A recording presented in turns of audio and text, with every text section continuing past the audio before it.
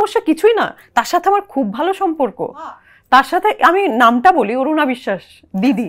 তো পরবর্তীতে যখন আমি আলো আসবে গ্রুপে আমার স্ট্যাটাসটা দেখলাম যে উনি পোস্ট করেছে, যেই মানুষটা মেইন জায়গাটাতে কাজ করেছে আমাদের মুভিটা আটকে দেওয়ার জন্য, সেই মানুষটাই বিপ্লবের আগে জুলাই মাসে আমি যখন স্ট্যাটাসগুলো দিয়েছি ছাত্র বিপ্লবের পক্ষে, ওদের পক্ষে, এই খুনের বিরুদ্ধে, তখন উনি ওই যে আলো আসবে গ্রুপ, সেই গ্রুপে আমার স্ট্যাটাস উনি হচ্ছে যে ওখানে পোস্ট করেছেন।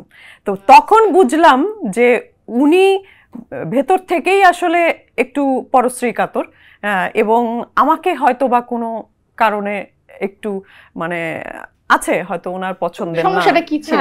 সমস্যা কিছুই না, তার সাথে আমার খুব ভালো সম্পর্ক। তার সাথে আমি নামটা বলি অরুণা বিশ্বাস দিদি।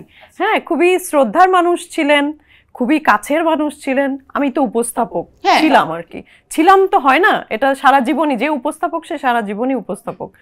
তো সেই সূত্রে ওনার মা, উনি ওনার মা বাবা তো লেজেন্ড যাত্রা শিল্পী বাংলাদেশের। তো সেই সূত্রে ওনাদের ইন্টারভিউ করা হয়েছে, ওনার খুবই পছন্দের ছিল সেই ইন্টারভিউ।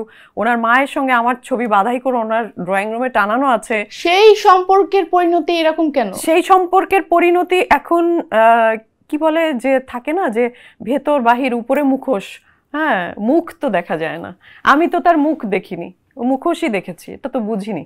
তো পরবর্তীতে যখন আমি আলো আসবে গ্রুপে আমার স্ট্যাটাসটা দেখলাম যে উনি পোস্ট করেছে, তো জীবনে তো মৃত্যুর আগ পর্যন্ত তো আমি জানতে পারতাম না যে মানুষের এইরকম মুখোশের পেছনে হচ্ছে যে এরকম মুখ থাকে।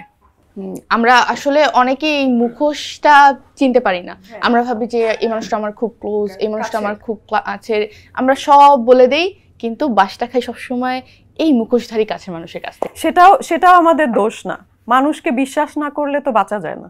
হ্যাঁ, বাঁচতে হলে বিশ্বাস করতেই হবে। যারা এটা যে বিশ্বাস করতে পারে এটা তার গুণ, যে বিশ্বাসঘাতকতা করে সেটা তার দোষ, সেজন্য সে রিওয়ার্ড পৃথিবীতেও পায়, ওপারেও পাবে।